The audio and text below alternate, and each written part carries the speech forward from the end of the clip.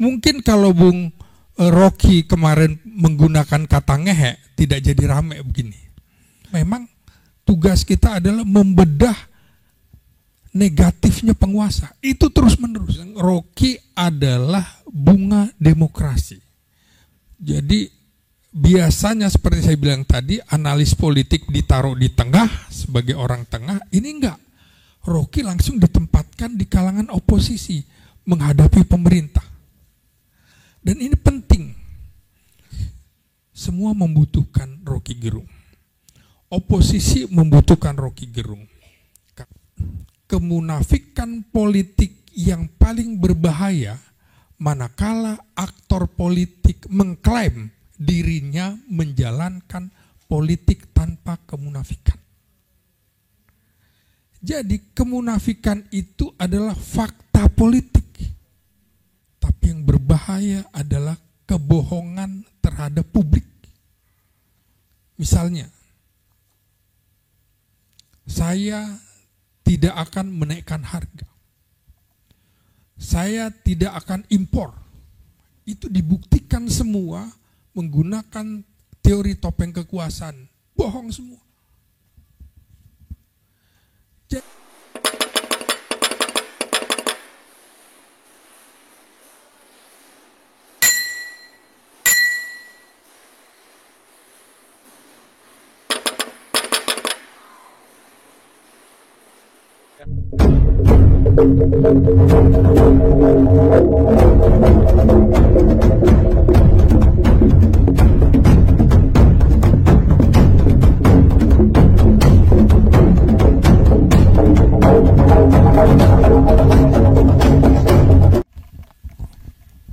Bismillahirrahmanirrahim. Assalamualaikum warahmatullahi wabarakatuh.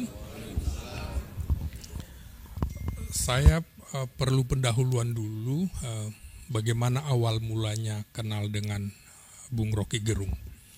Jadi ya, sebagai aktivis mahasiswa di Universitas Nasional, pertama kali saya membuat acara bedah bukunya Abah Ridwan Saidi. Ini orang HMI, perwakilan garis ujung ke belakangnya adalah Mas Sumi. Lalu saya undanglah Rocky Gerung, waktu itu sarjana filsafat yang baru, dia kepala atau ketua sekolah ilmu sosial di bawah Yayasan Padi Kapas di Jalan Tekucik di Tiro Menteng. Jadi sekolah ini itu diisi oleh orang-orang PSI. Rahman Toleng, Arif Budiman, Salim Said, dan juga Rocky Gerung. Tapi Salim Said bukan orang PSI. Lalu kita harus tahu dulu bagaimana PSI-nya mereka ini seperti apa. Mereka adalah PSI-nya Sultan Syahrir. Jadi dulu PSI ini ada PSI-nya Amir Syarifuddin dan Sultan Syahrir. Kalau yang Amir Syarifuddin itu lebih dekat kepada komunis, dan inilah yang terlibat dalam peristiwa Madiun. Nah, ada Salim Said di kumpulan orang PSI ini, saya jadi ingat bagaimana Jenderal Ahana Sution, TB Simatupang itu bersimpati pada orang-orang PSI. Karena para pemikir, maka ini harus didekati. Nah, saya pikir Salim Said juga begitu. Nah, kebetulan saya kuliah di UNAS. UNAS ini yang mendirikan adalah orang-orang PSI. Antara lain Sultan Takdir Ali Sahbana, juga Sumitro Joyo Hadikusumo. Nah, kita ingat PSI dibubarkan oleh Presiden Soekarno karena dianggap terlibat dalam peristiwa PRRI Permesta. Sebelum dibubarkan, maka Presiden Soekarno memanggil dulu Sultan Syahrir. Dia tanya, bagaimana ini Sumitro Joyo Hadikusumo terlibat? Ayahnya Prabowo Subianto ya. Jawaban Sultan Syahrir begini, kalau bicara tentang otonomi daerah, bahwa daerah harus dikedepankan, itu saya setuju. Tapi kalau terlibat dalam pemberontakan melawan pemerintah pusat itu malah petaka. Tapi kata-kata Sultan Syahrir itu tidak dianggap oleh Soekarno dan PSI dibubarkan. Ini gara-gara Sumitro. Jadi tidak semuanya terlibat dalam hal itu. Jadi kembali lagi bagaimana seorang Rocky Gerung ini, saya lihat bahwa saya melihat ada link antara Rocky Gerung dengan Universitas Nasional. Jadi memang UNAS itu juga perpaduan antara PSI dan Masumi. HMI itu kuat di UNAS. Jadi ini memang harus disatukan. Saya kebetulan sama dengan Bung Hersu, dengan Bang GN barangkali dari keluarga tentara, ingin yang kiri ditarik ke tengah, yang kanan ditarik ke tengah. Jadi seperti semangka begitu ya, hijau tapi dalamnya merah putih. Nah, aktivis-aktivis dulu itu tidak bisa dilepaskan dari garis itu. Bung Hersu, keluarga tentara, dia PI. Kemudian kami ketemu ini karena sebagai aktivis pers mahasiswa. Jadi Bung Hersu dari Lampung, saya dari UNAS, tokoh ini, tokoh aktivis pers mahasiswa. Sampai akhirnya ketemulah di sini dan lain-lain. Nah, Rocky ini akhirnya kita lihat bahwa ini seperti mutiara di bawah tanah. Ini ke depan pasti luar biasa. Jadi satu ketika saya ke sekolahnya, SIS itu sekolah yang tidak ingin orang hanya tahu satu ilmu, tapi ini interdisipliner. Sayangnya Bung Rocky kemarin tidak bicara tentang ngehe itu. Kalau ngehe aman dia. Nah, oke, saya kembali kemudian dari sisi komunikasi. Mengapa Rocky tampil sebagai kampium? Bagi kami yang belajar komunikasi politik, begitu dia tampil sekitar tahun 2017, dia adalah bunga demokrasi. Kalau teman-teman belajar tentang komunikasi, terutama tentang televisi, televisi ini butuh kontroversi. Maka sesungguhnya sejak 2017, Rocky adalah raja talk show. Tanpa Rocky, no party.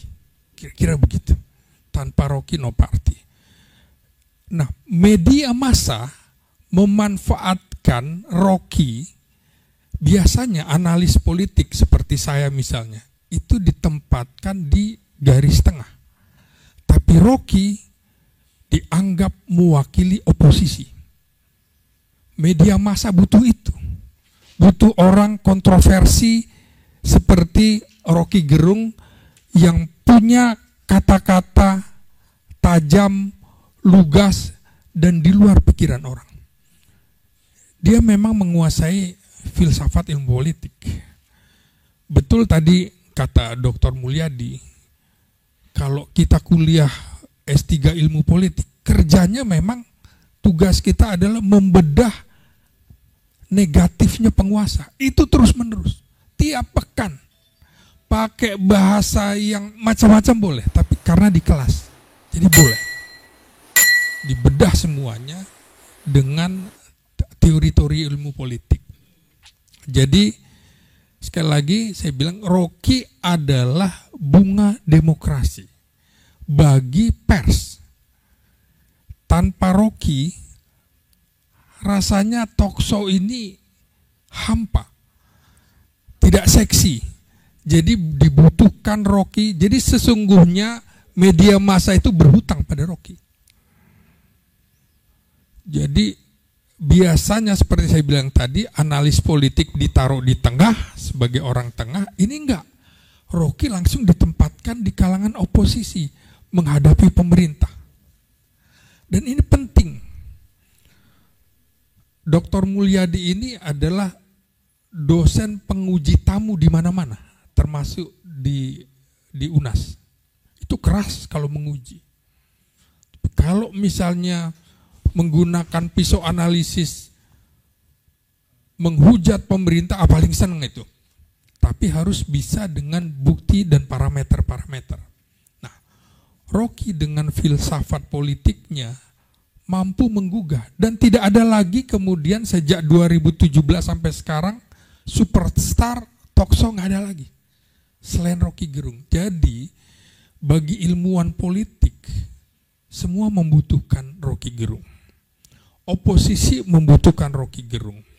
Karena kita sekarang sedang berhadapan, kalau menggunakan teori topeng kekuasaan dari Profesor David Walter Runciman, itu ada yang namanya teori topeng kekuasaan. Bunyinya kira-kira seperti ini.